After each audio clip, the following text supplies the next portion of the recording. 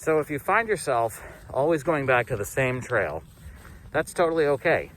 You might find one that's really close to your house, or one that is easy to navigate and easy to walk on, or one that your kids just really like. So it's always great to try new places, but if you end up back at the same place all the time, it's okay. It's not just the pandemic. Kids are spending too much time indoors and behind screens. And as parents, we spend more time behind our phones than with our kids. At South Shore Family Adventures, we'll show you easy, convenient hiking trails and adventures all across southeastern Massachusetts, often right in your backyard, so you can get outside, get some fresh air, and have fun with your kids without the screens. So today we're at the Ames Knoll State Forest Park, whatever it's called, in Abington, Massachusetts. This place is huge. We've only cut off maybe one corner of the park on the few times we've come, but this is a place that we come a lot because our kids like it, the trail is varied enough and interesting enough, and for whatever reason, we just always end up here. So Ames Knoll and Abington, definitely recommended. All right, let's get to our rating system. The Pint Score. The entrance to Ames Knoll is on Linwood Street in Abington. Just make sure that's where your GPS is taking you. It's tucked away at the end of a small residential street, so be respectful to neighbors and drive slowly. There's plenty of parking here, so it's never an issue. So we rate this a 5 for parking and access. So on this trail, the intersections are marked, which can make it a little bit confusing. So you definitely want to grab a trail map on your way into the park if there are any here. If there aren't, you definitely want to get one on your phone, and you can find a link to one in the description below. So Ames Knoll has several miles of trail around Cleveland Pond, and there's this bridge behind me, there's a dam, there's lots of huge boulders to climb on, the trail is varied, there's some ups and downs, some steep fish parts, there's a section underneath some power lines, so there's a good variety here. So for that reason, we gave this interest level a 4. So at Ames Knoll, intersections are marked rather than trails, and they're marked by these blue signs on the trail that start with a W and a number. So we're at intersection W1, and if you look at a trail map, that corresponds to W1 on the map, which is just where my thumb is here. So we're going to follow the trail to the right. So it's a little confusing with just intersections being marked, and there are a couple of confusing places on the trail, but for the most part, the trail is well worn and easy to follow.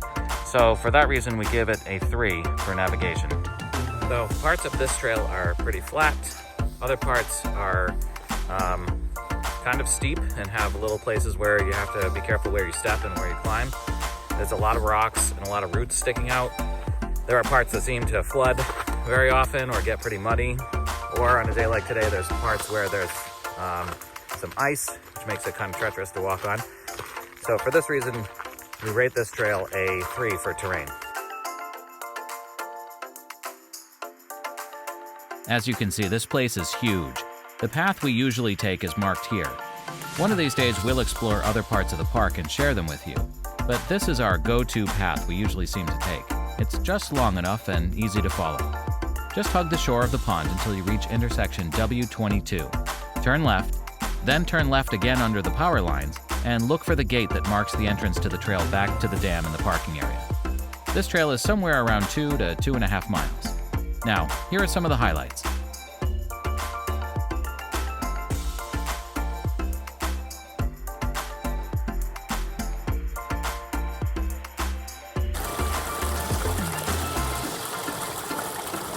I want to say that I love dogs, but what I don't love is dogs that poop on the trail and owners who leave the poop there for someone else to stay in.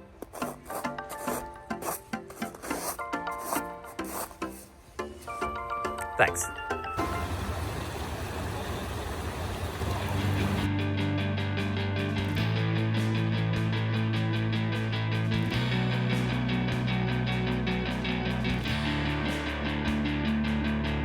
Have you been here before? Leave us a comment below letting us know your favorite part.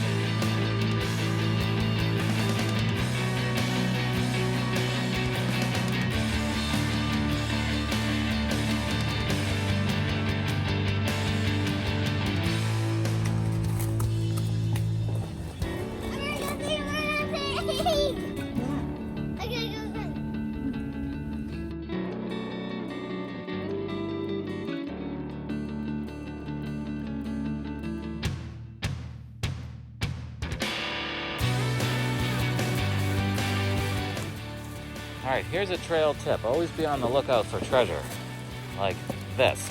One of our cousins found this on a previous trip here, and it's a little treasure hidden in this bag.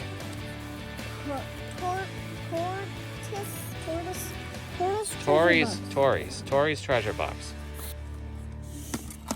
All right, so what's in here? A stamp, and a book, and a pen, and some coins. So there's a message at the beginning of the book, a place to write your name, and a little message for the next person who finds it.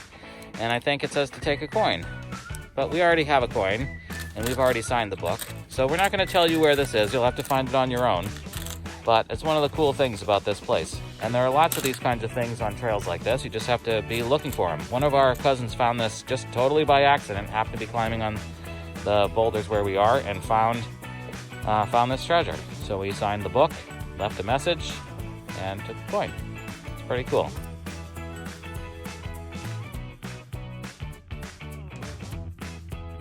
You guys hear about the old man that fell down the well? No. You want to know why he fell down the well? No. Yes. Because he couldn't see that well.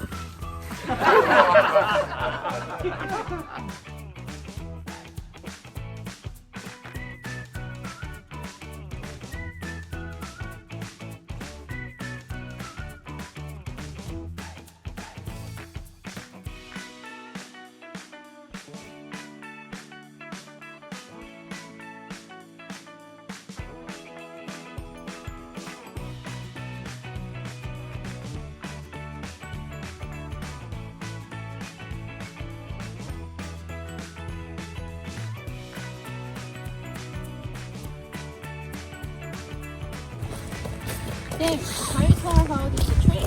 You cut it down, look at the stump, and count how many fat rings and spin your rings there are. Oh wow, that's cool. Where you learn that from? I learned it from the Dangerous Book of Boys. Oh, you okay? Good. Okay, James, what was your favorite part? My favorite part was climbing on my rocks and finding the geocache. Okay, and Alice, what was your favorite part?